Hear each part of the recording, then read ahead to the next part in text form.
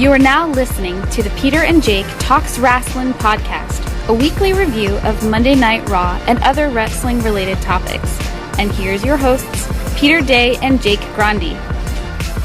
Hello, boys and girls. You are listening, and yes, only listening this week, to the Peter and Jake Talks Wrasslin podcast. You're listening today because just a conflict of scheduling and that me wanted to get this done early, and Jake not being able to be available. It's okay. We'll be back next week. So today we are joined by one of the biggest haters. And yes, I listened to the 9-minute part of the Peter Talks SmackDown podcast. Everybody, let's bring in Keda, Hubbard. Yeah. You know what, Peter? I'm not a hater. I'm just telling you the truth. Me and Nathan tell you the truth. Hi, guys. How are you all? And girls. What's up? I know, right? Like, I gotta hear, and it's funny too because your homie, I like Jay a lot, man. Jay was just like, he's like, what about Ted Turner? Yeah, I'm not trying to monopolize anything, homie. If you're listening, I'm not trying to monopolize anything. I'm just saying, like, I thought when y'all guys first got up, I thought it was just gonna be like, y'all talk, Raw, and talk a little bit of wrestling news and whatnot, go back and forth. But that morphed into like NXT. It morphed into like movies. It shit morphed into like cooking. It morphed into like ain't no cooking in it. Y'all talk about like political. Y'all talk about debates. Y'all are like talking about NASCAR. I'm like, no, Keda, it's not that bad. Keda and Jay talking every motherfucking thing. And I was just like, how is that feasible? How do you have that much time to talk about that much stuff? It's because like certain days, like with my schedule, I have like Tuesdays off, so we do like a bunch of things on Tuesday or Thursday. It depends on the time. So when it came to the podcast, we just had, like you said, we just have Raw. That's all we had. And I love NXT. Like, you know how Jake love NXT? I love NXT. So I was like, let's do an NXT show. And Jay, he came up with the movie one. Now, I hate to say this. Nathan was wrong. You was right. I came up with most of the content. And then, because Jay just had movie talk. That's all he wanted to do. Movie talk, wrestling. That was his too. And I was like, let's do NXT. Let's do Ring of Honor. And then y'all do Ring of Honor too. Yeah. Whew. Before you said it, or before I listened to it the other day, I was like, damn, we do so much stuff. I need to cut something down. So when I listened to your podcast, don't take it. It was a rip. I was actually kind of proud of the fact that you've jumped from, because for me, the time, I do have time restrictions, and at the same time, the post production, I don't want to be sitting in front of my computer like post producing stuff and recording stuff, between Raw, the Raw recap, between Peter and Jake Talks Wrestling, between Peter Talks SmackDown. You look at Raw recap, that's like, on average, maybe 25 minutes. Peter and Jake Talks Wrestling is on an average of an hour and a half. New Day podcast, an hour and a half. Peter Talks SmackDown is about 40 minutes. You take all that time combined, and then you triple that with post-production.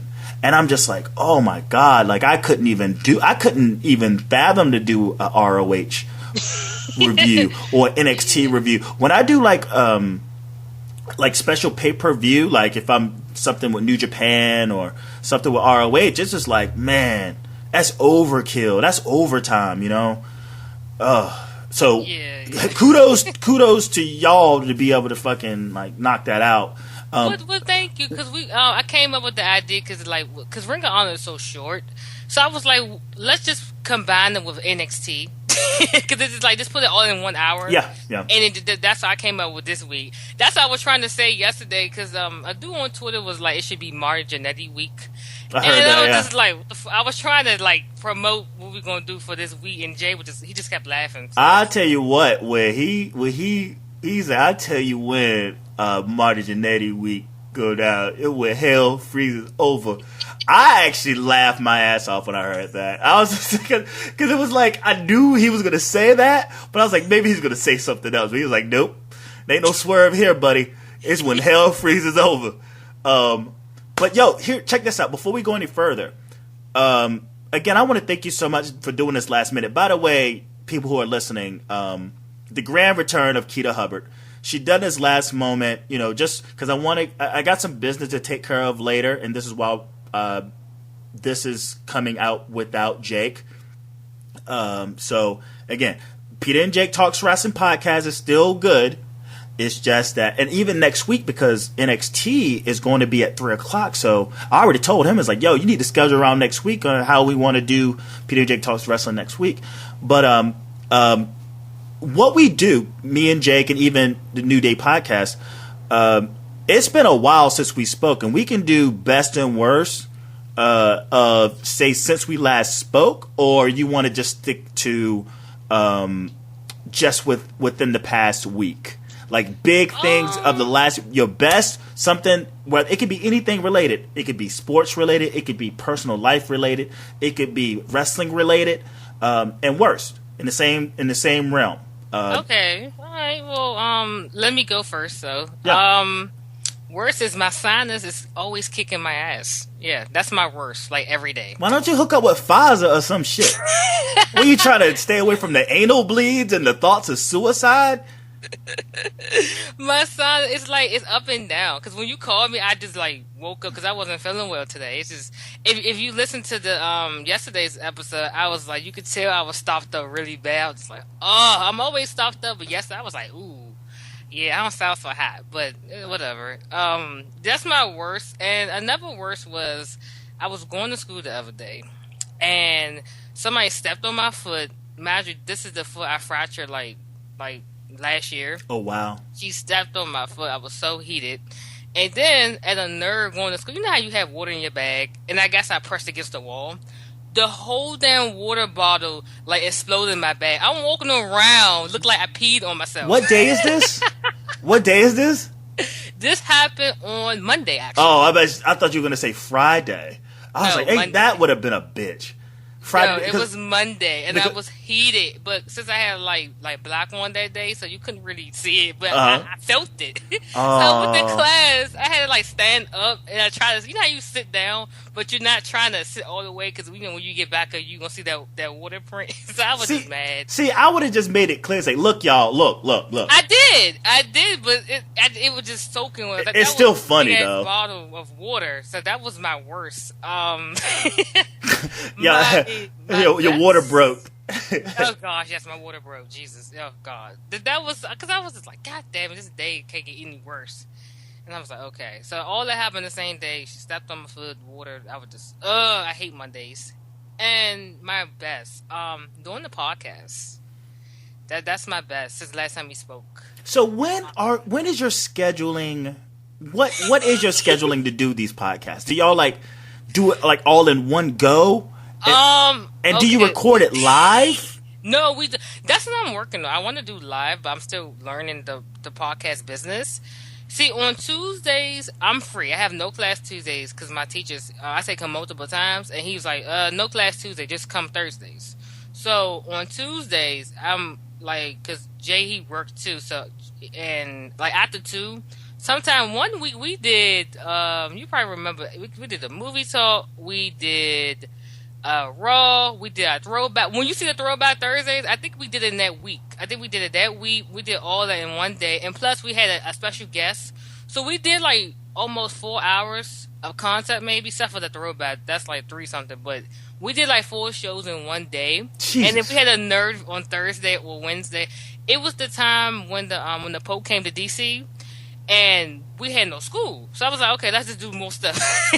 Because we do our throwback Thursdays like how TNA do their episodes. Exactly. So, that's what I'm thinking. Yeah. Y'all just got them piled up. Yeah. Way in advance, yeah. The TV tapings is yo, let's knock down 8 fucking episodes and spread them out within the next fucking 8 months. So that's pretty impressive. I get tired of talking about that shit after a while.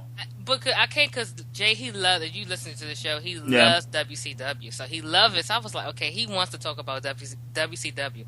How can I put this in our show? So I was like, I went on Twitter, it was Throwback Thursday. I was like, perfect. We could do Throwback Thursday, talk about one match. We're not doing the Nathan Newman. he does a whole pay-per-view, Peter, on Twitter. No, I'm not doing that unless, like it's recent one. Yeah. We chat about it. But I said, okay, since Jay loved WCW so much, let's do a Throwback Thursday dealing with like WCW matches. And them are coming out soon. And Probably plus, you have the network, right? They got all those. They got a bulk of those on. Yeah, that's where we get them from. Yeah. That's where we do our reviews. So I'm about to get my hands on some DVDs and some VHSs of a guy who's like he's not into wrestling now, but he got all these DVDs and VHSs it's okay. of things, and I think a lot of those matches that I'm about to get my hand on are not on the network. So I'm gonna throw them on my Peter and Jake Talks Wrestling YouTube page. So that should be exciting once I get my hands on those. I'm gonna start with the DVDs first, and then work my way to the VHSs. So I'm pretty excited about that. So that's your best and worst. Yes, before you go to your YouTube video when you had the hood on, because I don't watch them all the time. I saw that one, I was dying laughing. Oh yeah, I was so mad. I know, that's why I was laughing. I was insulted as a fan. I mean, I had never been so insulted in my life. That night, that Raw, I swear to you. And it was crazy, too, because I think Jake was, like, in love with the show.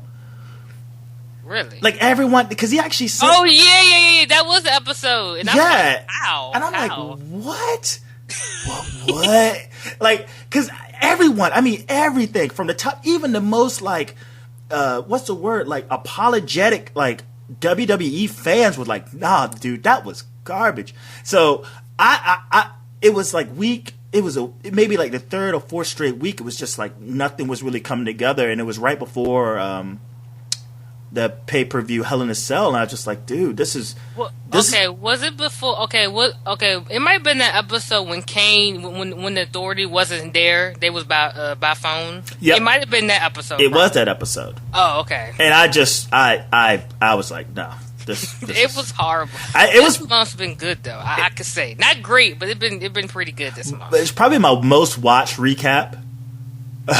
Ooh, okay. I think it was only like 125 people watched it on YouTube, but it's still my most watched. I think my Alberto Del Rio return video. Oh yeah. I saw a clip of it. I said you mocked out. Yeah, it was like 4. Yeah, because I had that one separate, and that was up to like 4. That's up to like 4,000 views. I'm like, wow, that's pretty cool. So that's kind of helped with the podcast a little bit, and I'm planning to do. What I'm doing is trying to do things different with this and see how things work. So if you've been paying attention on YouTube, the video has been cut up into different, has been cut up into different things. My live reactions, I think just doing the whole live reaction I'm gonna just do the last 5 minutes now. Make it consumable and shit. That's the whole purpose with the YouTube stuff. But the best and the worst. My best, ultimately, is I haven't had a cigarette this is day 8. Like Monday, Tuesday, Wednesday. Yeah, this is day 9. Sorry, day 9 of me not having a cigarette. And wow. My craving is gone. I'm toking on one of these little blue e-cigarettes. I mean, the first 3 days were pretty tough. I hated it. I mean, I absolutely fucking hated it. But it was the decision that I wanted to make. I turned 38 last Monday. I was like, okay, make this monumental. So that's one of my best. Another best is, I'm trying to do this whole T-shirt thing at home, coming up with different ideas, and I came up with a really awesome idea that I can't really disclose quite yet until it's in progress, and it's going to be a game changer for me and for social media. I'll just put it out there like that. So cool. That's my best. I guess in terms of wrestling, if I had a best in wrestling, is how they've been treating Kalisto. And I think it's bit by bit, I'm very proud with what they're doing with him. That Alberto Del Rio match, and we'll talk about it later, that was a bad night for Del Rio, man. It was a shame that Kalisto had to be a part of that bullshit. Yeah, and Tyler Breeze last week. I was so upset. Oh yeah, you heard me. Yeah, I was like, what the fuck, really? But Yeah. okay. They could have put R-Truth in there, but okay. They could have done a lot of things, but also, was it my worst of the week is I guess the ultimate worst of the week is what's been happening, not only in the news with the terrorist attacks in France and say what had happened in Kenya, and the refugee situation with the Syrian refugees. That's just bad. Like, I've never in my life seen something get handled so poorly from the people that are consuming it. You got people over here who are like, oh my God, your Facebook, why aren't you like doing this with Kenya? And you know, and it's like, we get it. It's a double standard when you're dealing with like social media and Facebook and all that stuff. But like, God damn it, man. It ain't about social media. It ain't about, okay, so if you have the knowledge of Kenya, then just let people know that the shit happened in Kenya, you know? I think everyone will care. Oh yeah, it's a white nation, it's this, that, and the other. Maybe that's it. Maybe it is. It's France. It's a mega capital. But NBC, CNN, Fox, they're not the only news outlets now. We're in a new day and age where any and everybody blogging, you can just go over there yourself and cover some shit and be part of the press. There's ways to get the media out. Just share it, and we all mourn together the best way we know how. Right? That's all I'm saying. Oh my God, why aren't you paying attention to this? Is it because they're too black? Is it because they're too white? And I can't, and you know, I'll be someone to never rule out the race card. And you can't rule out the race card when dealing with this shit. But my God, are you going to pitch a fit about it?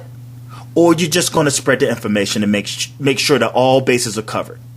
And I like to think that just let people know what happened in Kenya. I think people will mourn just as much for Kenya as they would for France. Of course they would. But this Syrian refugee shit is being handled very poorly. And it's like these fucking right-wing nuts who are just scared that the ISIS are going to come over to try to get these Syrian refugees. And they're going to fuck up the U.S. in the process. It's like, no, this is not the case. But I digress. It's okay. About social media, we all know you have jackasses on there. So it's sometimes they just take it way personal. Like, they sit on the computer all day and just, like, do stupid stuff. So I just don't pay them no mind.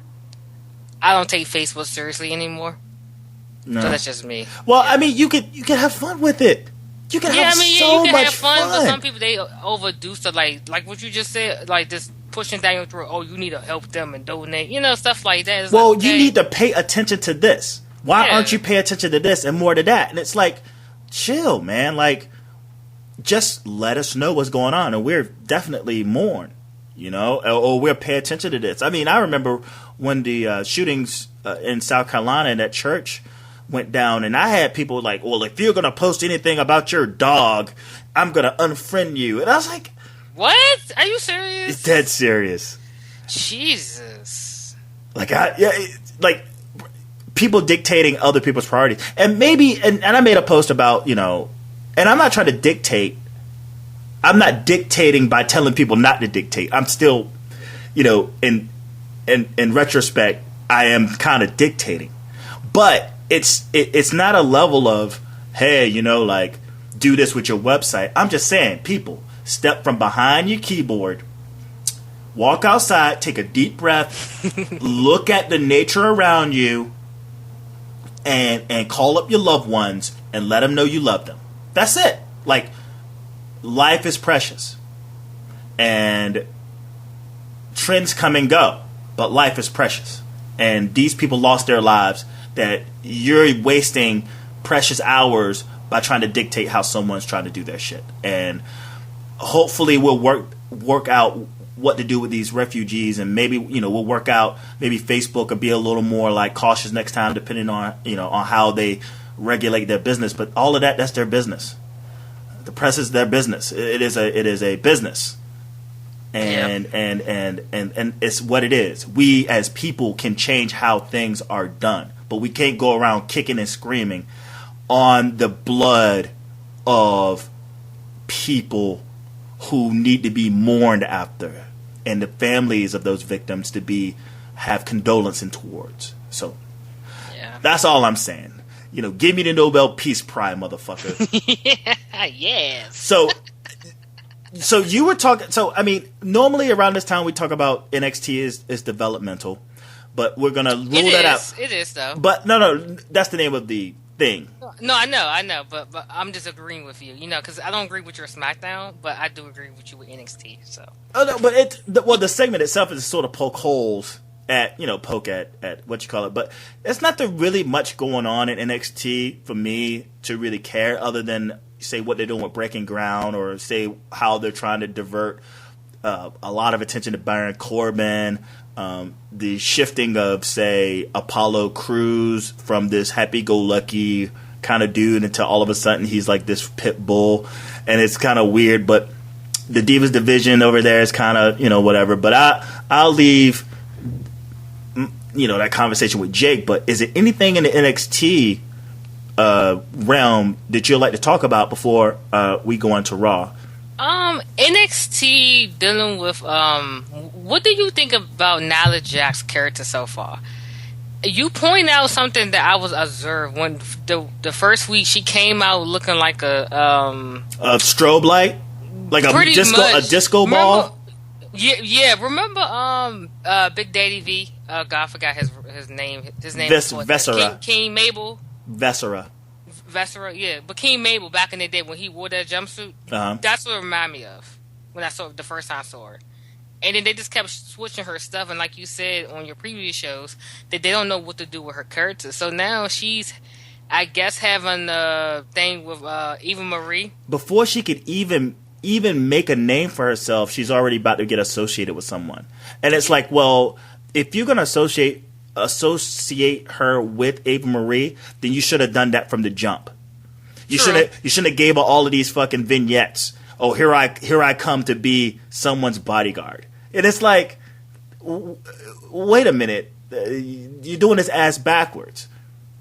Yeah, and another thing with her is she smiled too much. Like, I know she's a monster, but remember what Awesome Kong, when Karma came into WWE, it was just whole like aggression, no smile, just I'm coming to fuck you up, for her size. Yeah, but the difference between Awesome Kong and say Nia Jax is actually, she's very attractive, and Awesome Kong isn't. She wasn't that attractive.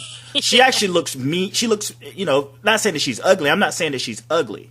I'm saying like for, the fact that what she looked like didn't really lend itself to being something to where a little bit of sex appeal.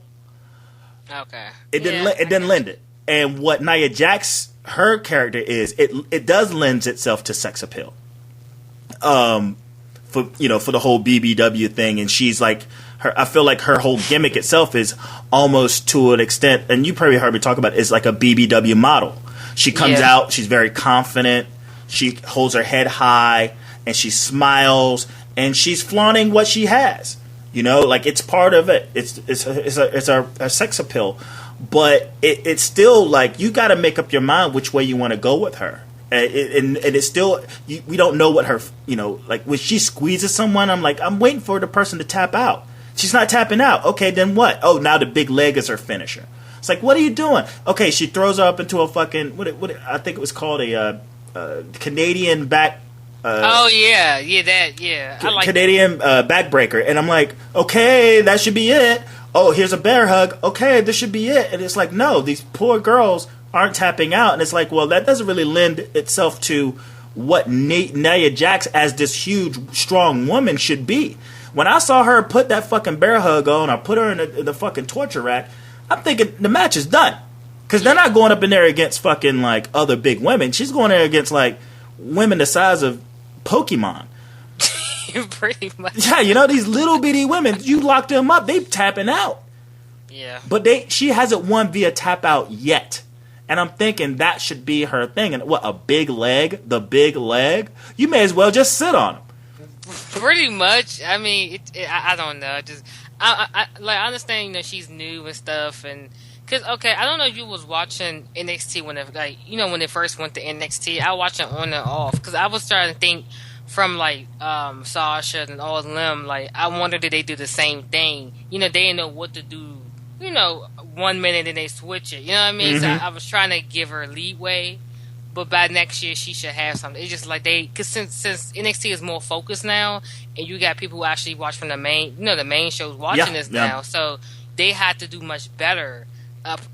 This is a beast. I mean, she's not like skinny. She's not like thin. This is a beast. You had to be careful with big guys and girls in wrestling. Well, the thing is, and if you really want to enforce a Divas Revolution, you better insert her in instantly because she is, you know, not like a Big Show, but she could come in as like, look, you know, she could put someone over. Like, you know what I'm saying? She's like the ultimate put you over kind of person. Now, is it Sasha Banks that she puts over? Is it Charlotte Flair that she puts over? Is it, because that's her whole thing. You know, she's going to be like the quintessential like monkey wrench in the Divas division at her size.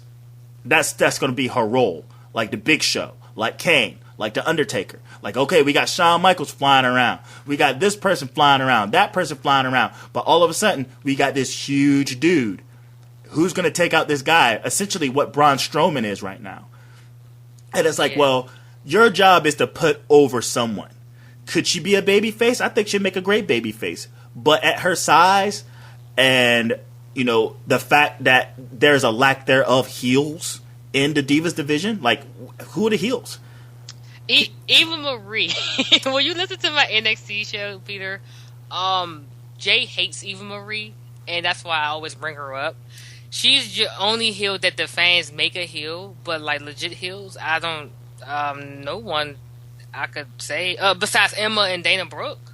Yeah. Yep. And now that Paige is talking shit about, you know, dead Flairs, that immediately makes her into a dastardly heel. But yeah, it's lacking. You got fucking 10 women, and there's only one heel out of the bunch. It's sad.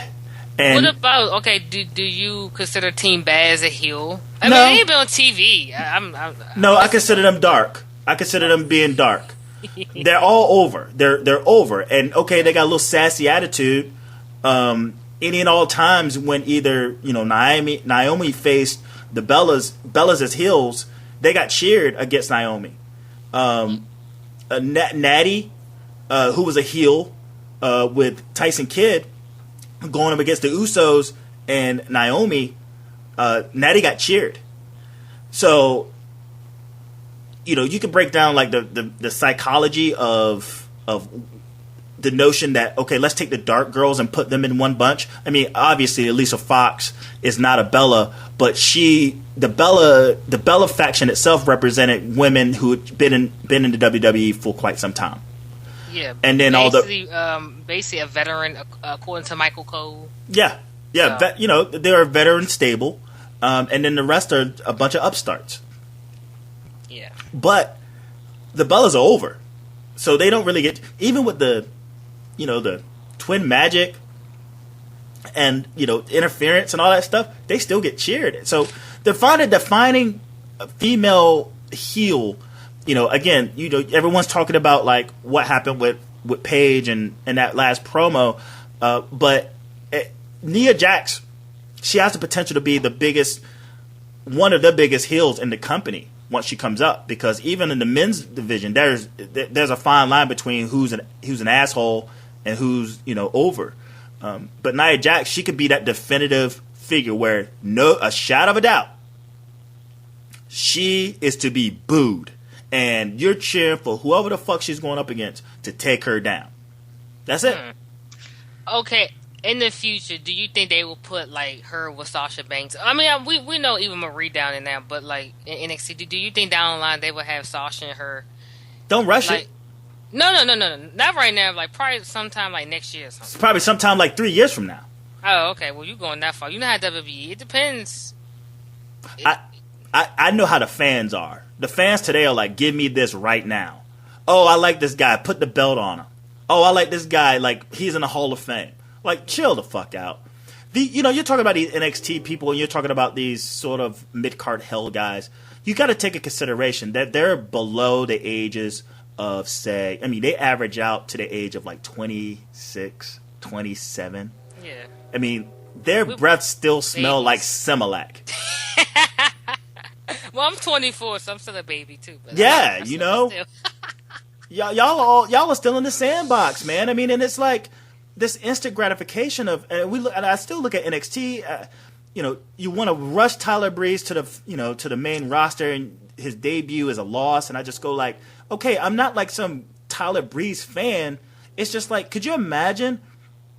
Kofi Kingston. Could you imagine Razor Ramon, and could you imagine Big Daddy Cool Diesel, all their debut in the ring, and their first debuts are losses? Like, they did that to Charlotte. Yeah. Which sucks. But they tried to justify that, like, oh, that wasn't like her official, like, get the fuck out of here. It was her debut, but nevertheless, so let's talk about this Raw. Oh God! And it was a Raw that was reversed. I like to think it like they wrote out a script. They wrote out the entire show, and then they say, okay, let's pull a Quentin Tarantino. Let's have what we have start be the end, and what we have be the end start. So you talk about like the Wyatts and the Undertaker. Now, granted, that is main event. That is main event. It started the show.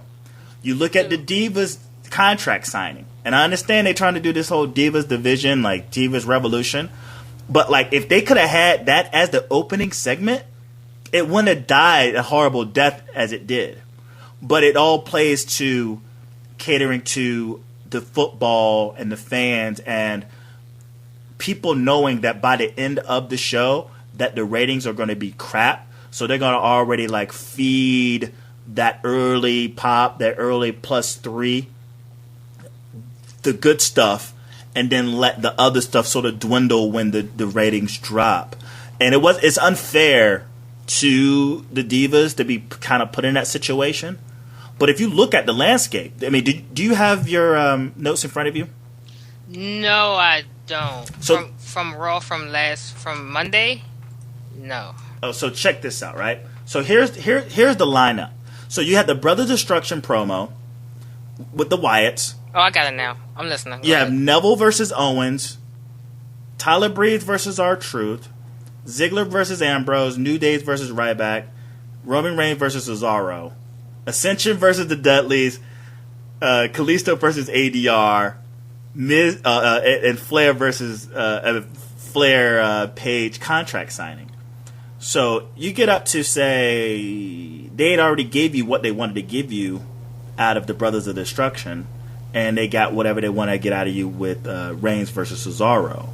But then you have an entire hour, that third hour, with the Ascension versus the Dudleys, Kalisto versus ADR, and then the Page. It's like, dude, they got thrown into the pit. Yeah, it was, and I had a theory. I'm glad you brought this up. I forgot to talk about this on the KedaNJay show, the switch. So remember last week we had the Undertaker and the Brothers of Destruction in Raw, and it was London, right? Mm-hmm. Yeah. So I popped for that because I had no idea, because I didn't look at no spoilers, and I was like, okay, I'm not gonna look at it, I'm just gonna watch it, and I popped to see them. So I was thinking, what if they wanted not to have a main event to show back-to-back weeks? That's what I was thinking. No. And then with Charlotte, she going on a Sports Center, so I'm guessing they was trying to boost that up too. Like, hey, she going to the Sports Center the next day. She could go, say she closed the show with her title defense against Paige. So I think they were trying to build that up as well, unless somebody back there just bumped their head. Nah, here's the thing, and I've been performing as a rapper, DJ for a very long time. I don't do it now, but I would say from 1999 until, say, 2010. I've been a performer, and I've been on cards and this, that, and the other. And when I first started off, my whole thing is like, if you're last, you're the main event. You know, whoever's last is going to be the headliner show. You know, they're the pull. That, you know, one day I'm gonna get that last spot. I soon to realize that the last spot doesn't necessarily mean main event. The main event is at its peak of attention, where all eyes are on you before people get too tired, you know what I'm saying, or ready to do something else, ready to go, you know. So if you're on a card, you know, take DJs or MCs or what have you, and the show starts at 8 o'clock and it's from 8 to 2, if you're in that spot between like 10:30, you're in that, you know, that you're that third person on that fucking scenario, you are the main event. Not because you're last. Because by the time you're last, people are like, all right, I'm ready to go. I'm tired. So you don't want to stretch. So whoever's headline, let's, you know, some big time guy, he's like, I don't feel like being here all night. I don't give a fuck who's opening for me. Give them the headliner spot. Let me get my shit on and, you know, be good. That's how it is about this wrestling shit now. That opening spot is more that opening spot and that mid spot is more main event spot than the last spot. Yeah, and for example, when you think of the Undertaker matches, okay, I'm not talking about the ones when he main event WrestleMania. Remember the one between him and Shawn Michaels? Mm-hmm. That was like, was that like the middle of the show or almost towards the end? But it was like in that middle-ish. So when you get to the main event, I think that main event that year was Randy Orton versus Triple H, and the crowd was just dead. Mm-hmm. It was just dead. And it happened the same thing, WrestleMania 18. But it was Hogan and Rock. Yeah. And then the main event, I think it was Chris Jericho and Triple H. It was just dead. You know, that middle session of you grabbed the audience attention and you sucked the life out of them. So. Well, the outlier is that they gave one hell of a performance. Yeah. You put anyone in that spot, and maybe those last matches would have been just fine in terms of like the heat that it would have either got, you know. But it's, you know, when you got The Rock and Hogan, you don't follow them. You know, you know, they should have whoever the fuck was in the back that saw the card is like Triple H or, you know, Chris Jericho. It's like, nah, dude, I'm sorry, we're not going on after these guys. But then again, it's like their ego is like, well, we're the draw. You know, yeah. It really plays a big difference.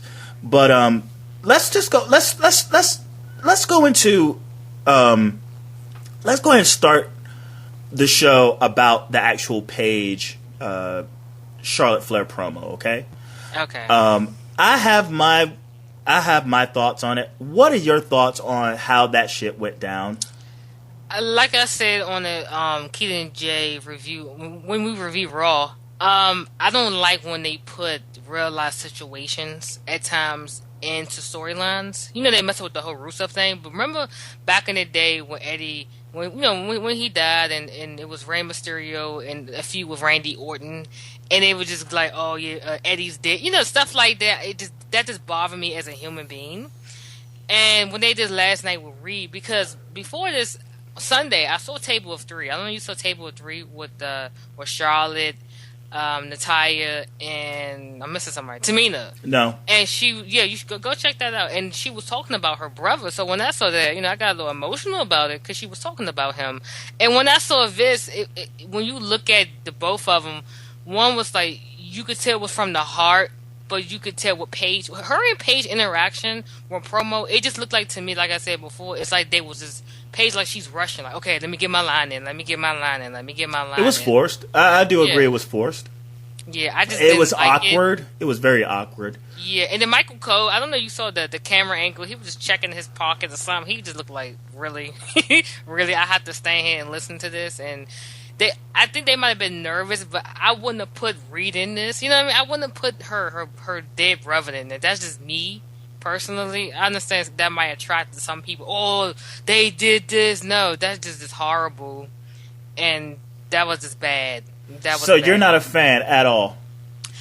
I'm a fan of Paige. I mean of that situation. You're not a fan of it? No. But overall, Raw was good. But I just put that. I would give Raw a B because of that. It was an A at first because of all the wrestling. Don't include Roberto Del Rio match, but it was an A. I brought it down to a B because that segment. I just didn't like it. I mean, I understand what they were trying to do to get more heat on them, but no. And I don't know if you remember, I don't know, it was like a year ago, 2 years ago, when Stephanie and Brie ended the show.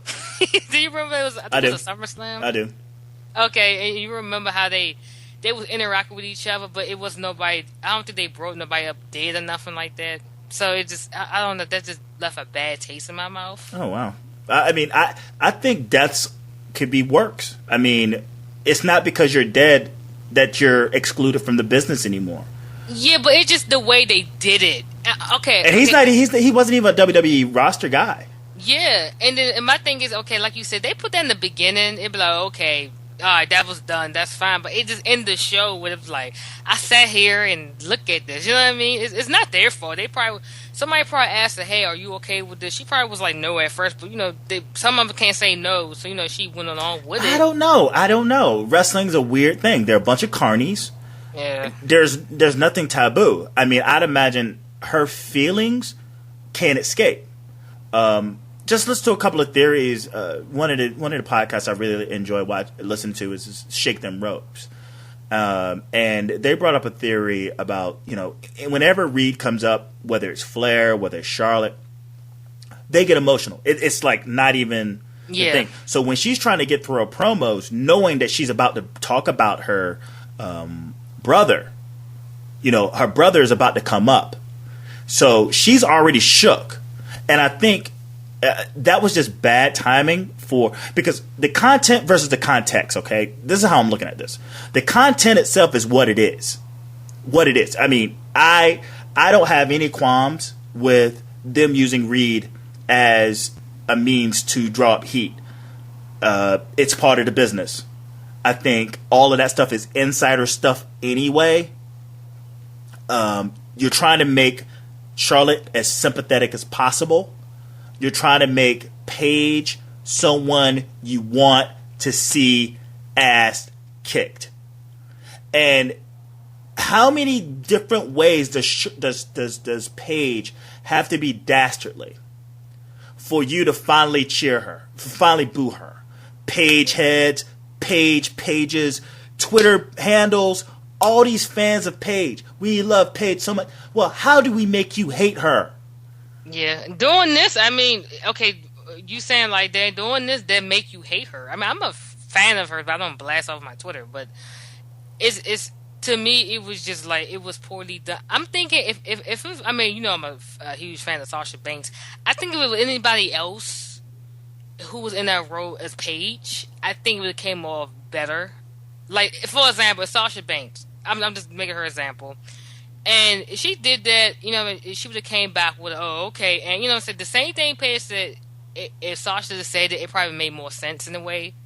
But that wouldn't fit. It wouldn't fit her gimmick. Her gimmick is that she's a boss. Yeah, she ain't right, got time to but be. I'm just saying that the delivery of the promo, because Paige, it just feel like she was just like, "Come on, let me get my line." And I think Paige didn't want to do it. I mean, that might be what it is. I don't blame her. I wouldn't want to do that either. Well, you're fucking with someone's money now. Now, if she's the full-on heel, she's going to sell them less merchandise.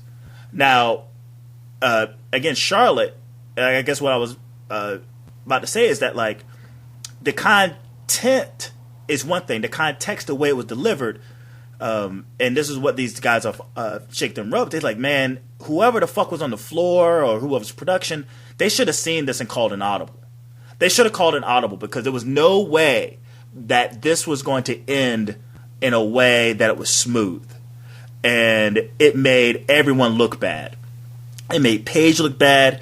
It made Charlotte look bad. It made, the announce team look bad because they're trying to cover up the holes on trying to make this into like this thing. I could give a fuck, honestly, not saying you, but I could give a fuck if someone felt like this was in bad taste. I don't care if it was in bad taste or not. The story is this. Was it poorly executed? I'll say it was to that extent. It was poorly executed. I don't feel it was as much in bad taste as it was. It was just poorly executed. And they should have called an audible. I agree with this dude on this podcast all day. Like, no, we're not going to do Reed. We're not doing Reed. Reed, Omaha. Yeah. No read. And you would have seen Charlotte get out of it. You know, you would have seen her been more comfortable probably delivering her lines. You probably would have seen Paige more comfortable just being an asshole. I mean, I would imagine she would have done better just picking up the thing, just picking up the contract and just throwing it in Charlotte's face, right? And she would have got just as much heat as calling out someone's dead brother. But it was just so... the anticipation of that spot ruined the entire presentation. That's probably what I'm going off to is that how it was delivered. Because we know, like I said before, sometimes I don't like how they put certain people who did in a storyline. That's just me. I don't like that. But it depends how it's delivered. You know what I mean? Mm-hmm. Like with the whole Rey Mysterio and Randy. At first, I was like, this is horrible. This man just died, but when he won the championship, it was make him look good. Rey Mysterio, make him an ultimate baby face and make Randy Orton like a heel. You know what I mean? Yep. So I understand from that context, it was just the time, I guess, and then the Raw was good overall. And I'm just like, this is just, it just, I don't know. Cause like you said before, when they talk about Reed and, if somebody died, it's probably very emotional for certain people. And she was already anticipating having to bring it up. Yeah. And that itself was just, oh man, we gotta go. We got Omaha. I say Omaha like Peyton Manning, Omaha. When you watch Table of Three, you're gonna see that too. Because I think Natalya brought it up actually. Yeah. And when you watch Table of Three, this is just my opinion. It was like the Natty show for like the first 10 minutes to me. Like the first 10 minutes was like the Natty show. And to me, it looked like Charlotte was like, what the fuck? Like just like, okay, yeah, it's about you, but what about the rest of us? That's why on Table of Three, if I was to bring up, I watched Axel, R-Truth, and Miz. I enjoyed it actually. Jay said he turned it off. I don't know why.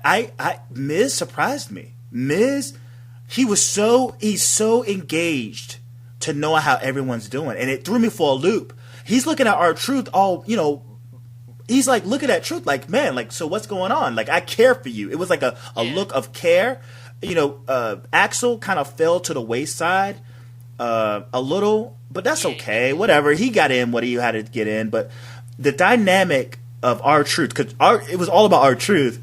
Yeah. Miz was egging on R-Truth, and I just thought that them just talking and having a discussion, it just felt so natural. It's like those guys have been riding together for quite some time, and Miz is so supportive.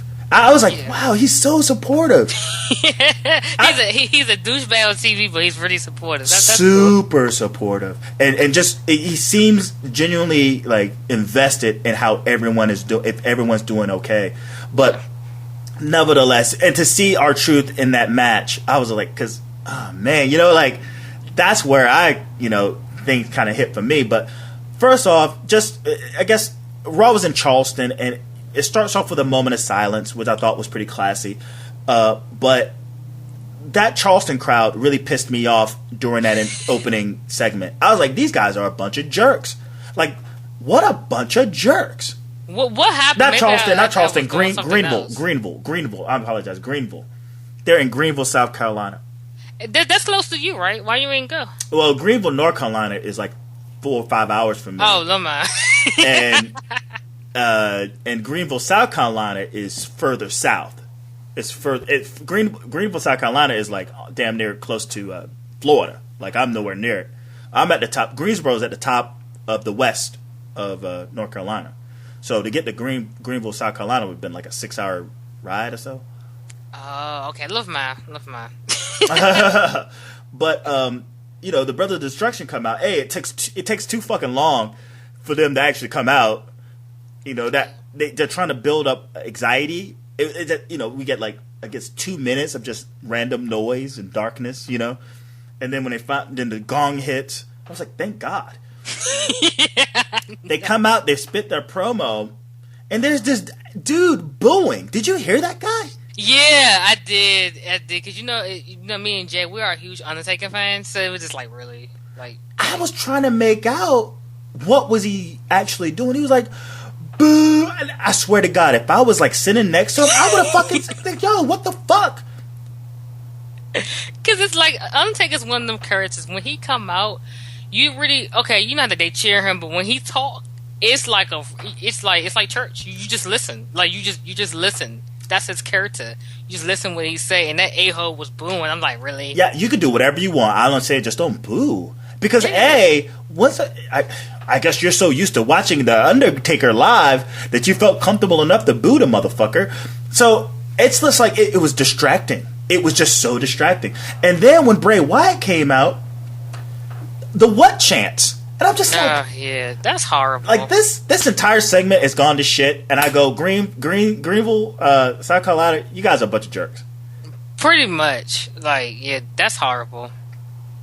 So if you're from Greenville, South Carolina, you're listening, I apologize. I'm not talking about you. You know, I'm talking about those other assholes that just happened to be in the crowd thinking it was fun to basically shit all over this segment.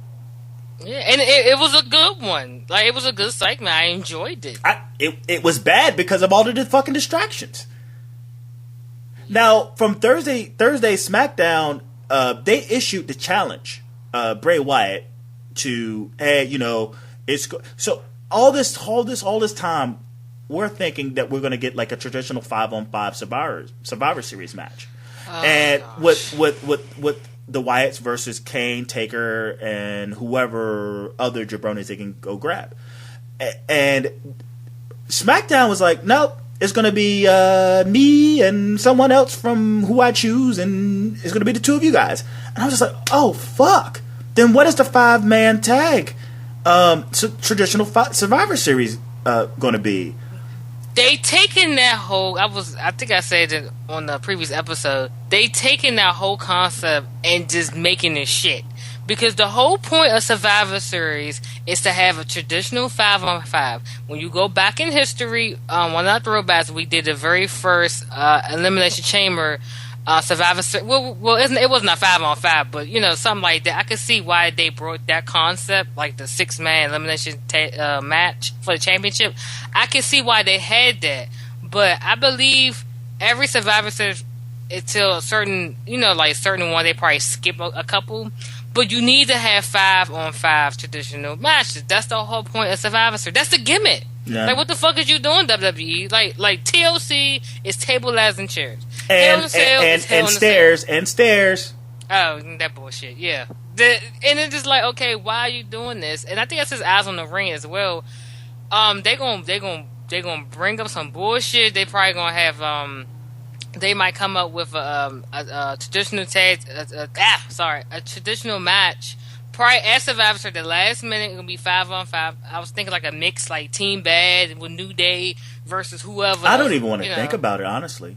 I mean, we're gonna do like a quick prediction show, mm-hmm. I guess, whatever. But when it boils down to it, I just see whatever 5-on-5 is gonna be.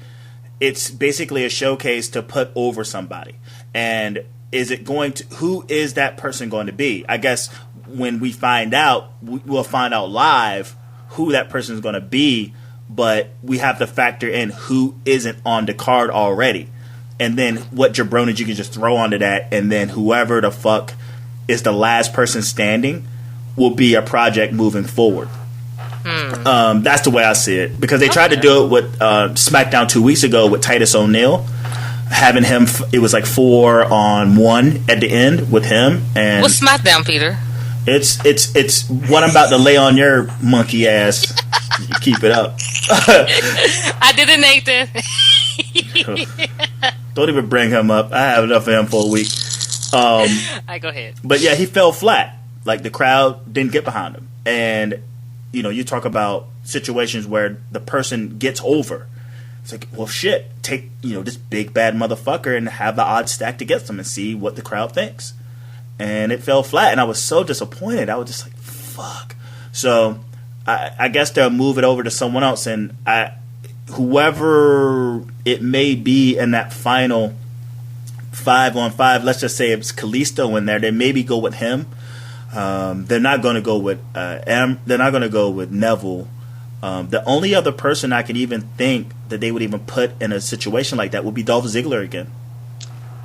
Yeah, I think I saw some on Twitter. I mean, this might be a spoiler. I'm not sure. I think it's gonna be Tyler Breeze versus Dolph Ziggler as his adversaries. You know what? That's right. So I took a screenshot, but we don't even know how that developed, really. But we'll get to that. We'll get to that. So, what did you think of the Neville's Owens match? I loved it. I think I said I call it NXT greatness. That's what I call it. I loved it. I loved that match. What else I like? I like that match and the Cesaro match with Roman Reigns. I know I'm jumping ahead, but I enjoy all the matches except the Alberto one. Those guys were tired.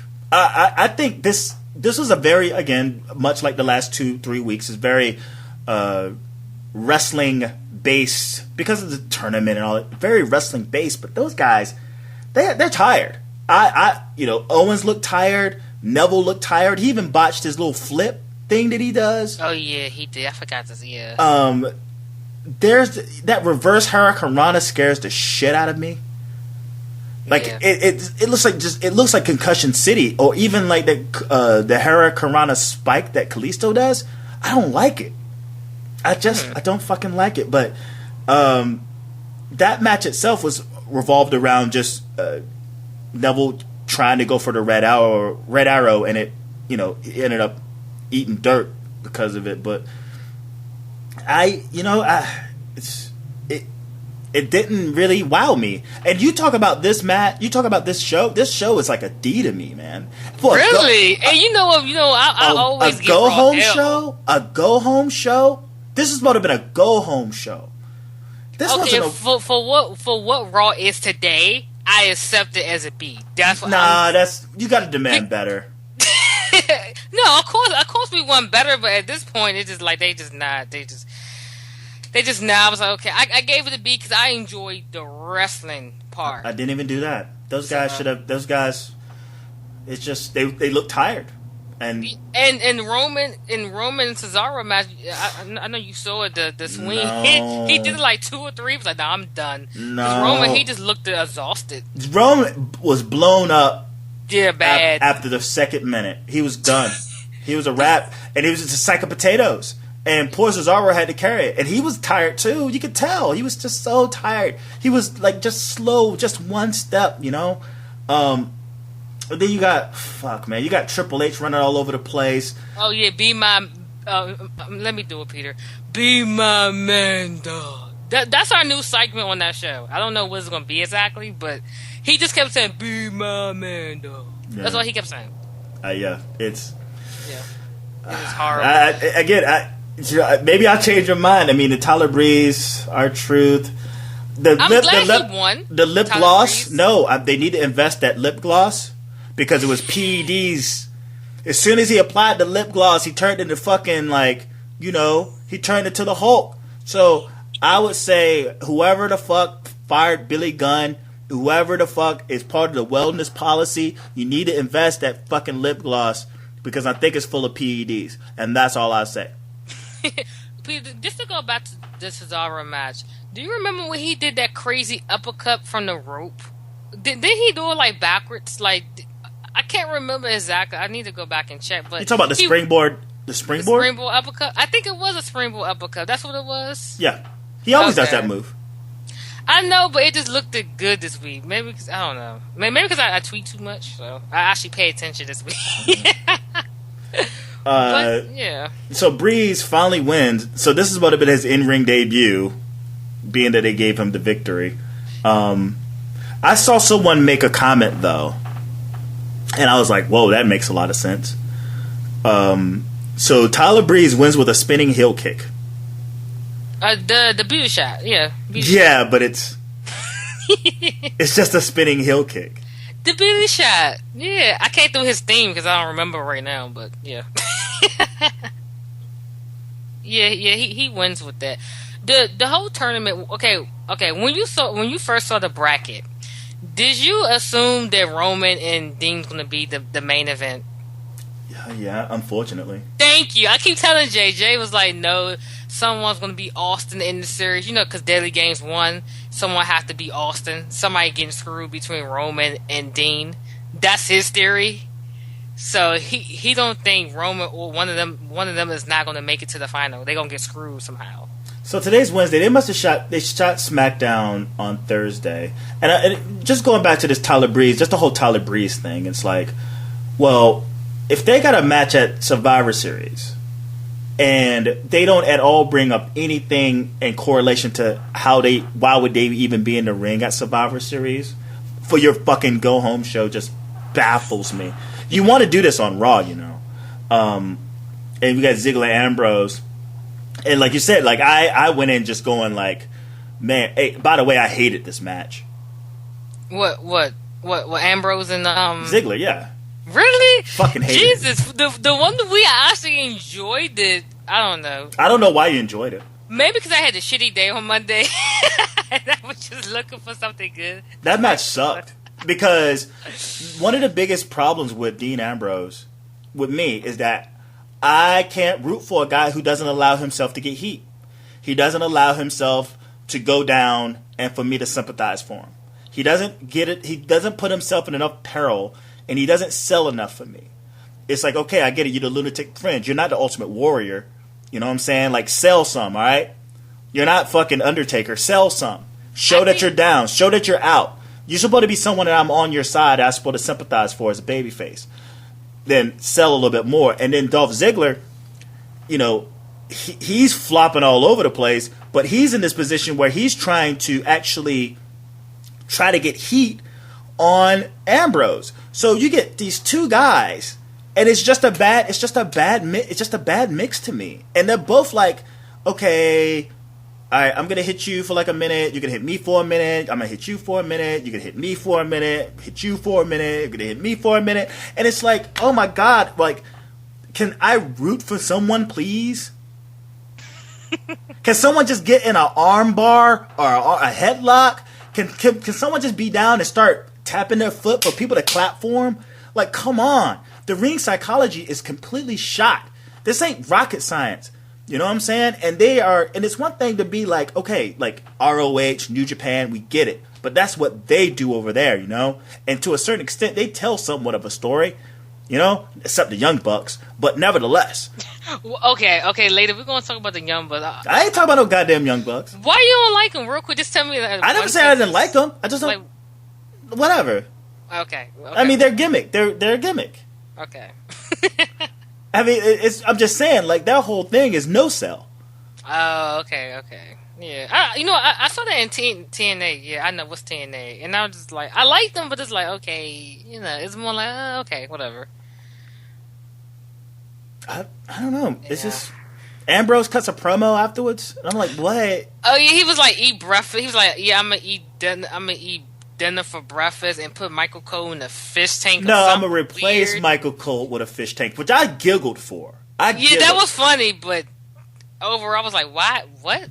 No more suit and tie, no more 15-minute promos. I just go like, shut up. You're an idiot, Ambrose, and we all know you're gonna go to the fucking final. I just wish it was this thing where Tyler Breeze would have came out and actually distracted. I wish it would have been something to tie into Tyler Breeze and Dolph Ziggler. That would have been great. The New Days versus Usos and Ryback. The only thing that stands out about that match was when life hands you booty, you make booty aid. Like, seriously, that was the only thing that really stood out in that match. Because it wasn't much of a match. Ryback couldn't get in. He got pissed off, so he fucking shoved the ref. And that's how the match ends. So, okay, Ryback is not on Survivor Series. The Usos don't have a match in Survivor Series. New Day don't have anyone going after their belts. So it's like they're gonna be in that 5-on-5. Somehow some of them gonna be in there. It might be on the pre-show, which is sad, but yeah. And I'm gonna snore. The only thing, like seriously, like what's going to be so great about like this impromptu Survivor Series match? Like it's just dumb. I mean, give me some substance. Is this going to be a means to where, because all of a sudden we have no number one contender for the belts anymore? Yeah. And matter of fact, you said that. I think we're on New Day. Y'all said that, and I was like, you have a good point. You have a good point about that. So like, who? What? Whatever happened to Los Matadors? Whatever happened to fucking Lucha Dragons? You know, whatever happened to, you know, the Dudley? Speaking of the Dudleys, later on, I was just like, on my Raw recap, it was like Deadlift versus Ascension. I was like, yeah, no. And then I just went on to what the fuck else was next. But, all right, Cesaro's in the back with Triple H, right? Yeah. Okay. Roman Reigns versus Cesaro. He, be my guy. it was, I just don't understand. He told him to get the brass ring. All right. Yeah. No, I'm just saying, he's just making his rounds. He talked to Cesaro. And Cesaro's like, if you're trying to sell, I'm not buying, kind of thing. But, whatever. He looked at his ring, whatever, blah, blah, blah, blah, blah. Reigns versus Cesaro. I liked it, though. I know you don't like it. Overall, this month, Peter, I have to say, for a person who was criticizing Raw, I enjoyed it. Well, it was good. It wasn't great. No. God, no. And with this tournament, at first it was exciting to see because okay, you're gonna have a new champ. But I thought about was Roman's gonna win or Sheamus. I'm telling you, at the end, Sheamus is going to be champion or Roman. Somebody, one of them gonna be champion. I think this is gonna be the most predictable end of any fucking. Because look at it, it's a hot fucking mess. We get this entire build because of fucking injury, right? We got all these injuries. We got sabbaticals. All this shit. This shit is a hot mess. Why swerve anything? Why swerve anything? My issue was why you know the Ross is lacking when you put your Intercontinental Champion and your U.S. Champion in this tournament. By the way, but wait a minute though. Do you remember you do watch the show? Yeah. Do you remember 2 weeks ago the Final Four in that Battle Royal? Whatever the fuck it was. Yeah. It was those same people. It was Del Rio. It was Kevin Owens. It was Ambrose, and it was Reigns. So you position not only because you have two ways to look at this. You go, well, damn. The legitimacy of your Intercontinental belt holder and your U.S. belt holder, they are very much the top contenders. And I go, that's good stuff.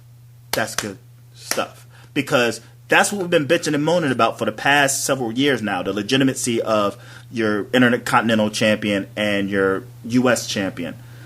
It's all been verified in the past 2 times that belt has been up for grabs as a number 1 contender. And even now for, I guess, the tournament towards the belt. So I applaud that. But again, they're in a shitty way. And the last thing you need to do, and at first I thought Kalisto was going to shake it up. And then when I was about to see Cesaro about to hit the equalizer, I thought, oh my God, oh shit. They are. For a hot second, I thought he was going to win. Yeah, I thought he was going to shake it up, but nope. Inevitable. And why not? Fuck it. I don't need a swerve all the time, but at the same time, you're in a situation where WWE, where you need new stars. And we've been dealing with the Shield and all bits and pieces of the Shield over the past 3 years. They've been carrying the company for the past 3 years. And I get Owens. He's like the only heel. Him and The Miz are the only fucking heels on the roster. And Dean Ambrose, who's now a glorified cheerleader, the storyline with him is it could be interesting, but what are they going to do? Like, how are they going to treat him? How do they treat him moving forward? And that's the big question. So you got interesting stuff. You got your title contenders all in one bunch, and just to talk about the match itself, I just had to sit back and watch Cesaro dumb himself down. I sat there and just watched Cesaro dumb himself down, and it wasn't fair. Again, I'm not someone who's screaming like Cesaro needs to be this, blah blah blah blah. I just go like, man, I'd much rather seen someone else in the ring with Roman, and them working to their fullest capability, and putting Roman over, than to watch Cesaro bring himself down. He turned it up at the very end. I think he was like, fuck this, I can't work like this anymore. Yeah. I'm going to turn it up. Yeah, because Roman, like we said before, he was blown. Like, he was out of breath, like a car's out of gas. Like, he was just done. Like, there's this one spot, and I was really surprised that he was allowed to do this. And it looked almost kind of like a rib. It almost like, man, fuck this, we're doing this. Yeah, but he put his ass in the big swing, right? And I was like, there's no way in hell Vince or someone is allowing this. But he pulled it, and you can see sort of Roman like, what the fuck you doing, bro? He's like, fuck you. Nah, I've been carrying your ass all fucking match. I deserve to do this. Yeah, it was like one of like three rounds. It was like 4, but it's again, it's content versus context. And okay, he puts his ass into a swing. He then puts that into a sharpshooter. Doesn't miss a beat. Threw his ass in a fucking crossface. Yeah. You know how that's busted up? A fucking Samoan drop. And that itself, I was like, all right, I'm done with this. Can you just go ahead and just like lose already, Cesaro? Because I think I've seen enough of this. But the crowd did boo the crap out of Roman when he was preparing the Superman punch. I was just loving it. It was just hilarious to me because they were strictly just booing him. He was just, you know how he do the moves to prepare himself, and they were just booing him. I was like, yes.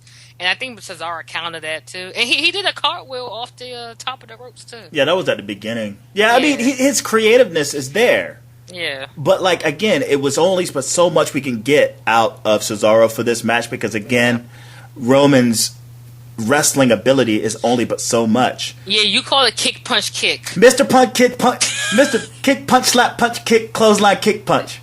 Slap. It looked good. That's his gimmick. That's his gimmick. It's sickening. I think he put a headlock in this match. I was like, whoa, a headlock. Ooh. Yeah, I think he did it before that. He used to do it with the shoe. I think he did. I don't know. Hey, that's some shit when we got to think about the last time the motherfucker did an actual wrestling move. The last time he did a fucking headlock. I think he did one like in SummerSlam. He did a headlock. Yeah. What kind of fucking conversation is that? That's some more bullshit. It was one this year. There we go. Yeah. Whatever, man. Process and shit. Get the hell out of here. So, and then you had Kalisto ADR again, and ADR, it was just a bad night for him, man. Bad night. It was horrible. The match was, I don't know. And then, did you see how I take the mask? Dude, it was bad. I gasped. The whole place gasped. Yeah, he could have bite down or something. I said that on the show when we did the Monday review. He could have bite down. Remember when Rey Mysterio when they had the mask? I'm not talking about WCW. That's not Jay. Always go back to WCW. I'm talking about in the WWE. I think he was versus Chavo or Jericho, and they took the mask off, but he had like a cover one on, or he was biting down or holding it or something like that. Yeah, he could have bite down the mask like. No, I think that mask is it's on there tight. It's just that Del Rio had his moments of like just being a little snug on a mask. Yeah. He did it on Rey Mysterio. He almost yanked Rey Mysterio when they were feuding. He almost yanked his mask off by mistake. Okay, that might be okay. Was that the one when Rey Mysterio kept holding his mask? Because Jay was asking me, was that the match? Rey Mysterio, he was holding his mask in one match. Was it against him? Yeah. Because he never tried to rip his mask off anyway. Even if he did, there's a way to gator it. Okay, I'm pushing down, but I'm looking like I'm pulling that motherfucker up. Del Rio's like, no, shoot. It's like, I'll pull it up. You better do everything possible to keep that fucker down. So, and even at that spot, it's just like carelessness for Alberto Del Rio, and it fucking sucks. But, okay. So his finisher now, that armbar, we've only seen it once since he's been back, and it was on SmackDown, which was weird. It doesn't exist. After a match. So the Tree of Woe, that double stomp, do you have a name for it? I don't. Okay, was that the move in the corner, right? Yeah, the Tree of Woe. Okay. And the double stomp. I was trying to explain it to Jay because he went to sleep. I was like, it's some type of double stomp he did. I was trying to say with Sasha Banks through the knees. It was something like that, but okay, that's what it is. Okay. Yeah, it's based off the Tree of Woe. Sasha Banks is like hers is more or less the person is straddled across the second buckle. onto the ropes. But this is like you're basically hung upside down, but you have to bring yourself up as if you're trying to fight your way out of it. Oh, that's what I got confused. I gotta let him know. I thought he was in the middle rope. Okay, never mind. I was all wrong. Yes. No, his legs are wrapped around the top buckle, hanging down. Okay, that's what it was. Yeah, okay. that's what being in that position is called the Tree of Woe. True. Okay. And when he comes down, that's double stomp. I'm calling that move the Border Buster. And my other move for Cesaro, when he does that funky roll up, you know what? I love that one with his legs. I love that. It's the Cesaro roll up. Okay? They need to pay you, Peter. Yeah, they need to pay you for these names. How do you know they ain't already paying me, girl? They not. I'm in the trap. So ADR, we got ADR and Kalisto. Oh man.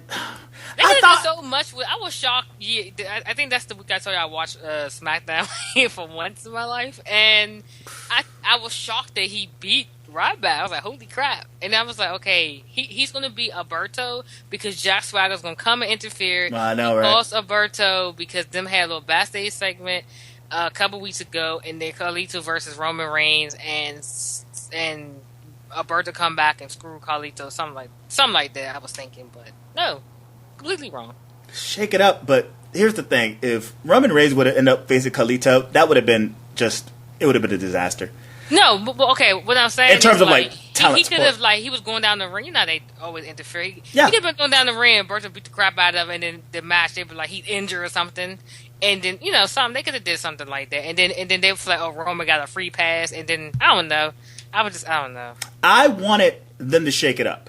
I want them to push someone new. And Kalisto, you're trying to make Kalisto your next Rey Mysterio. There's no other chance. There's no better chance, opportunity than to do it now. And okay, ADR wins. I get it. ADR versus Roman Reigns. We got a definitive heel. We got a definitive face. The thing with Kalisto, if it would have Kalisto ended up winning and facing Roman Reigns. Oh, it would have been a bad look for Roman Reigns because that crowd, wherever the fuck they're going to have this in Atlanta, they would have been like pro Kalisto. I mean, it would have been a wrap. They would have had themselves another Daniel Bryan episode for the Royal Rumble. It would have been real bad. So ADR had to win. I think if the roles were reversed to where, say, the semifinal ended up with Kalisto versus Dean Ambrose, yes, pull the trigger. Yeah, but it didn't work out that way. So again, we got our Intercontinental Champion, we got our U.S. Champion, we have Dean Ambrose, we have Roman Reigns, and again, just because we got no distractions or no nothing like this, Reigns is going to win the championship. Like it's you can't do a swerve. It's just too much of a fucking screwy situation to even experiment, because again, okay, I guess it'd been great for Kalisto to move up, but like it's just time to go for a sure thing. And I'm over it. I'm completely over it. I am. I'm just ready for WrestleMania to come along, which is going to be a shitty WrestleMania. If there was ever a time that they needed all hands on deck, it's this year, and everything's gone to shit. Yeah. I would love to disagree, but I can't right now. You heard about The Rock? Rock's not showing up. Oh yeah, he's not showing up because of his lawyer. He's all lawyered up and shit. The Bellas, Nikki is hurt. Yeah, I heard that she was going to retire or something like that. It could be false or something. I said that yesterday. I don't know. That sounds like. Huh? I don't listen to that kind of shit. Oh, okay. No. I was like, it's a rumor. We don't know if it's true or not. Because she she got injured real bad, and I was like, okay. I was like, basically, if she do retire, she actually had a good match, And I know you a Nikki Bella fan, but she actually had a good match for Charlotte. So some people didn't like it, but for what it was, I enjoyed it for what it was. Well, people just don't like Nikki Bella. I mean, it's I don't like her either, but I would give her props. And this is what's so great about Ava Marie. Ava Marie got it made. She has it made. That's why I'm a fan of hers on NXT. If you listen to our NXT shows, Jay do not like. He's like, ugh, why are you bringing her up? And that's why she's made. people like Jay. Of the Divas division. Dude, she gets heat. She gets so much heat. She and gets it's heat like, just to walk in one step when you hear her music. Just, Hey, dude. Remember when Vicky Guerrero? Remember one point at the time she was like the over heel in the company. She was the biggest heel in the company. Yeah, and then Paul Heyman for a while he was too. Like, nah, not really. People are fans of Paul Heyman. I think he was though. Like I was talking about Foster's promos. Like he was just he just had heat. Yeah. You know when he was with Punk and who's that and Ryback. Oh yeah. Oh God, I was trying not to remember that. Yeah, and Curtis Axel and. Nah, but I mean, I think the thing is with Heyman is like he's Heyman, and whatever he says is just that's gonna be on his talent. You know, that's all based off his talent. The thing about Ava Marie or say even Roman Reigns, and you know, I feel like the new superstar isn't a superstar anymore because of the groundswell of support. This person's a superstar because they're polarizing, and this is what I think. And this is John Cena. This is the John Cena formula. If we can have the crowd on both sides screaming they hate you and they love you, then boom, you got yourself a foot in the door. Cesaro, it was like in Cesaro. Well, it's too one-sided for him, and that's not how the company works for him anymore. Daniel Bryan, it's too one-sided, and as much as we go, oh, but everyone loves him. It's like, well, that's not how the WWE operates. They want someone who is hated as much as they loved. If we can make you as polarizing as possible and split the crowd, then yes, we got ourselves a superstar. And that's what Ava Marie is. And that's, you know, well, I feel like what they're trying to do with Roman Reigns. The WWE knows that we do not like being spoon-fed this guy. Yeah. They also know that we're putting up with it because what we're doing as fans, as podcasters, we're like, well, you know, since we have it, let's may as well like fantasy book it. Let's just kind of just see it go in another direction. You know, we're not like putting our foot down no more. Like, no, fuck this, fuck this, fuck this. And this is who we are as fucking wrestling fans. So I don't know who's to say what's going to happen with this Survivor Series thing. But if they do pull the trigger on, say, what they're going to do with Roman Reigns, whether making him face or heel, or what they plan to do with Dean Ambrose, making face or heel, just know moving forward that whatever is going to take place is going to be a polarizing event. That's it. That's it.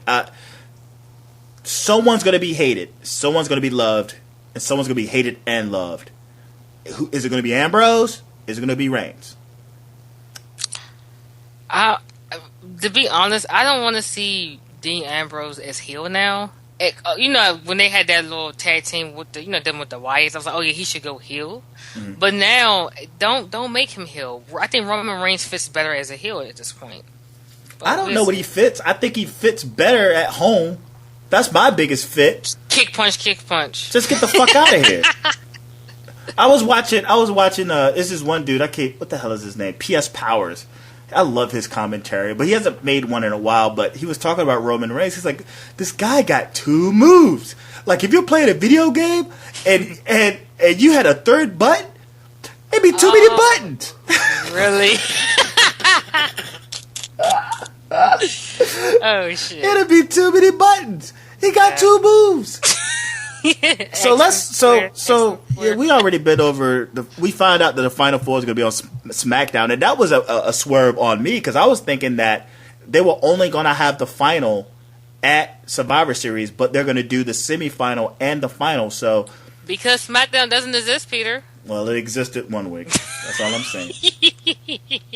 and they're just going to have them on the Miz TV show talking about the actual match. Now, moving into the actual, I'm looking at the Wikipedia matches for Survivor Series, and this would be like a quick shot of a prediction, predictions and whatnot. Sure. So right now they have down Dolph Ziggler versus Tyler Breeze.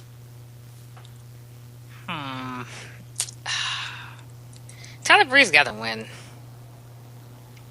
maybe by DQ or something. Dolph Ziggler snap or something. I don't know. Tyler Breeze needs to win this match, or by cheating. He needs to win. As I'm looking at this card, we got a lot of definite winners. I think every match will have a definite winner. I mean, it's a tournament, so people have to advance, and then someone has to walk out as the champion. So that in itself is 1, 2. That's four. That's 4 matches. There's 4 matches with a decisive winner. You have the Divas Championship match between Charlotte and Paige, where there's going to be a definitive winner in that as well. There's also going to be a definitive winner in the Undertaker Bray Wyatt feud, and there's going to be a definitive winner for the Survivor Series. If there was ever a match that didn't need a definitive winner because it's such a new feud, is this Dolph Ziggler versus Tyler Breeze, and I see this as a no contest. So, like, basically, what about, like, a double countout or something? I don't know. I mean, I'm believing they're going to have a match. Because wouldn't this be Tyler Breeze's first pay-per-view match? Yeah. Okay. Yeah. Well, he's only been in the ring. This would be his 3rd time in a WWE ring. Twice? Oh, okay. So, I see this as a no contest at some point. Maybe DQ, but I see it as a no contest. I think... the selfie stick gets involved somehow, and we end up having to get a rematch down the road and give their feud some actual legs. So you say Tyler? Yeah, I'm just gonna go with Tyler. All right, I have no winner. Okay. Roman Reigns versus Alberto Del Rio in the semifinal match. Roman Reigns? Ditto. I mean, duh. Kevin Owens versus Dean Ambrose. Duh. Dean Ambrose, duh. But I would say that's definitely a wild card. I could totally see Ambrose losing to Owens. I could see him and having, because Owens right now is killing it as a heel. And we've seen Roman and Owens face off before. And Owens like, yo, you beat me. It was a fluke. You beat me last time. So, I'm not gonna go against the grain because this is the obvious series. It's not the Survivor Series. It's the obvious series. I'm gonna go with the obvious Dean Ambrose win, but I'm not going to rule out a Kevin Owens win. I'm not at all. Okay, what if Kevin Owens do win and versus Roman Reigns, and and Roman win the belt. And Dean come out there, cheer him on, and turn... I don't want to say him turn heel, though. That's my issue. Yeah, never mind. Yeah, okay, so what if Dean come out there, celebrate with him, and then do the dirty deeds, and Sheamus come out there with Triple H, be my guy, and then Sheamus win the belt? I don't want to see that, but... I'm not factoring in Sheamus at all. Really? Okay. I'm telling y'all, Sheamus... If I'm wrong, I'm wrong. Sheamus has a better chance of cashing in during TLC and or Fastlane than any other pay-per-view moving forward. What is Fastlane? I thought it was called No Way Out. I know, right? Fastlane has replaced the Elimination Chamber. Yeah, and at first it was No Way Out. Yeah. Two new fans. So, yeah. Ugh. So, I don't even want to fantasy book this shit. I don't even want to fantasy book it. I can't even fathom the idea of saying, well, if this happens, I can't do it. I just want to sit back and watch it happen. The dark horse is Kevin Owens because he doesn't have a feud with anyone really right now. So I'm almost tempted just to go Roman Reigns versus Kevin Owens. You know what? I'm not going against... you know what? Fuck this. Fuck this. Kevin Owens. Kevin Owens is the next World Heavyweight Champion. The reason I will say no is because when he went backstage, Triple H, at first he asked Roman to be his guy, whatever, last week. And then this week he went back to Kevin, Cesaro, Alberto. He didn't go to Dean. He didn't. Well, I know Sheamus is out of the tournament, but I don't know. It got to be between Dean and Sheamus or Roman. I don't know.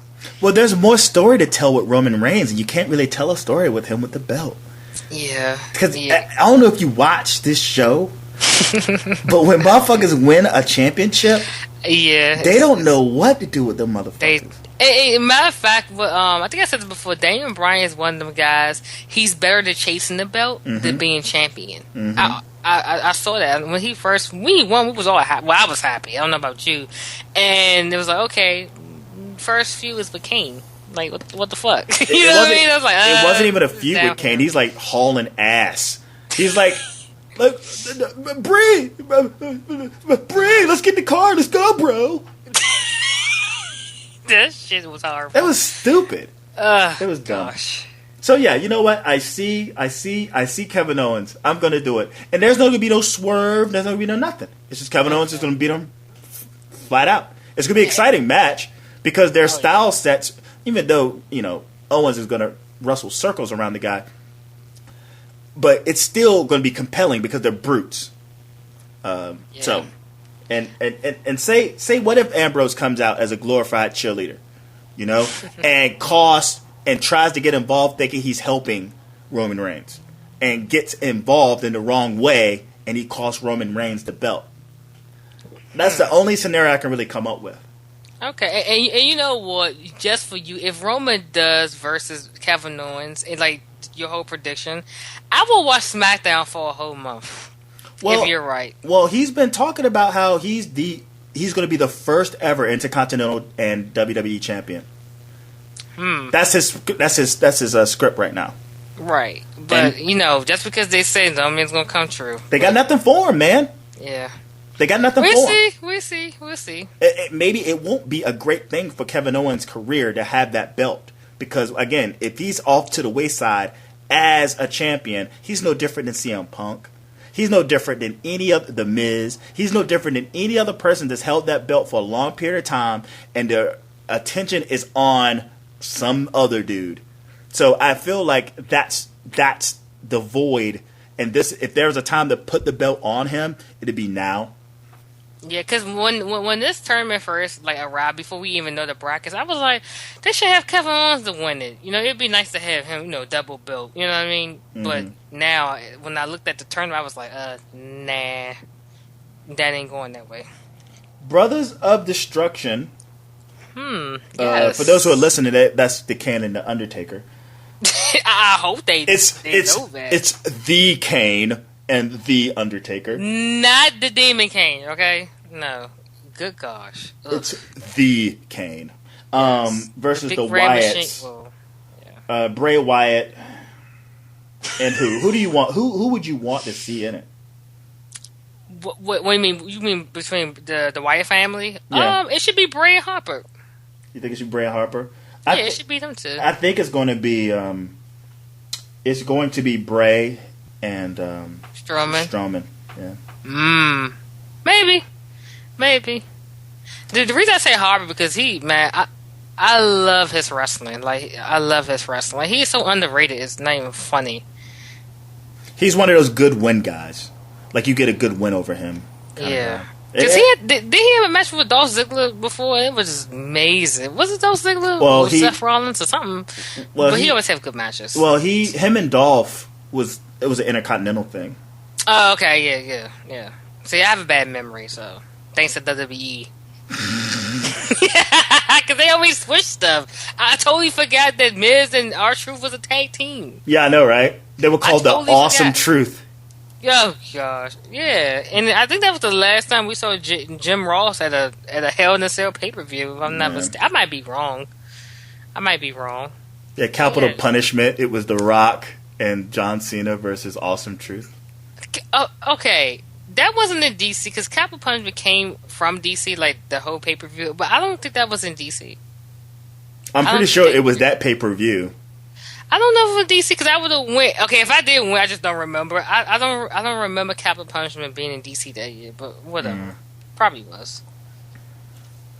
So, and I guess to be announced, we'll find out Thursday. Yeah, because I didn't read no spoilers this week. So you say New Day and Team. The reason I say team bad, because you know what they do on social media, but if it's not any divas or women wrestlers in there, it won't be. It just do New Day, Barrett, Sheamus. We totally skipped Paige versus Charlotte. Oh shit! I mean, we kind of went over it. I mean, Charlotte winning. I mean, I got Paige winning. Oh, okay. So in this match, what if Charlotte wins and Becky come out celebrate? It's the same thing with Dean and Roman, but what she come out and turn heel? No, too many swerves. Nah, it's not needed. Okay. It's not really. No, needed. I'm just saying because I saw an article that in Shimmer, I believe it's called. Yeah. That Becky Lynch was really good as a heel, so I was just feeding off of that. So I don't know. It's no need. I think the Charlotte and Paige feud has more legs. I don't know. After all, I don't know. Something that Jake threw out dealing with Charlotte is if she's going to be in the same vein as her father, she's going to have to lose that belt several times. Oh yeah, he did say that. And I go, that makes a lot of sense. So I understand that this is going to be her first real defense. You know, I think did she? No, she had one against Nikki Bella. Yeah, she went against Nikki. Nikki? Oh yeah, you're right. So this will be a second defense. Yeah, second one. Yeah. Yeah. What type of fan are you? You don't remember Nikki Bella? I'm just. It's such a clusterfuck. You can easily lose yourself in the shit. I mean, like. Oh, I know. Trust me, I know. Yeah, because Jay, he always like when I'm like, he's like, yeah, this is the word you're looking for to explain. But yeah, it's too much going on to be like a swerve in this sort of. It's not needed. It's not really needed. If anything, it just the divas still need identity, and that's it. Yeah. You know, like. Who are you going to run with, man? Who are you going to have people hate? And I guess they drew that line in the sand that Paige is the person to hate. Charlotte is the person to cheer. So now let's just see how this plays out. So you see team New Day. Oh, the New Day. With the Ascension? No, I was saying Sheamus and Barrett, but I guess you could have the Ascension with not Goldust. I was only Stardust. joking. Oh, do not take that serious. I was thinking of a group of heels versus a group of baby faces, a job of Survivor Series match. Would it be 5-on-5? So you take the New Day, you take Sheamus, you take Barrett, and then you take the Dudley Boys, you take Usos. And Rabat? Yeah. Wow. That might be your pre-show.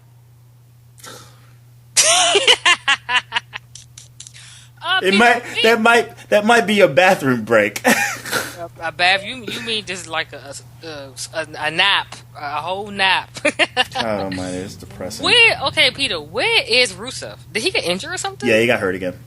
Jesus. Okay. Because I heard that Londa's back in the gym or something like that. Yeah, bicep issue.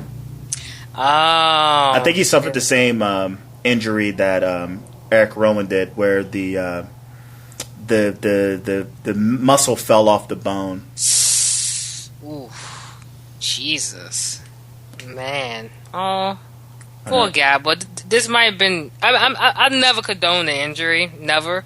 But it's like it probably was a good time to get him on TV because you know what they was doing with his carrots and with Lana. No, but they ditched that and they put him with the Scotsmans, and I was like, oh, this shit's dope. The internationals, I called them something. They were great. I loved that role he was in. It was the best thing that could ever happen to him.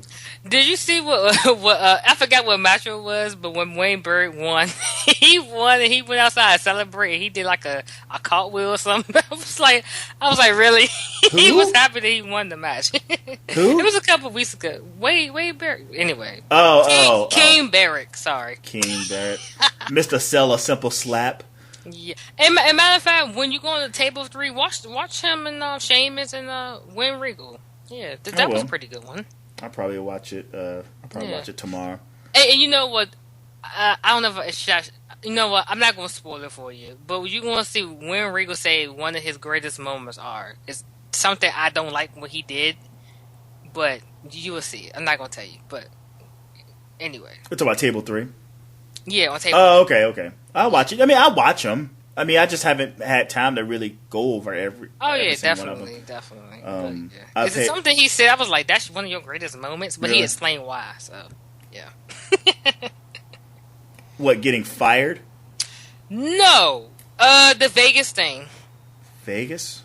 When he dressed up as a woman. Oh yeah. Yeah, I wasn't trying to spoil it for you, but yeah. Oh, it's all good. It's fun. It's all in fun. Yeah, I can see why it would be.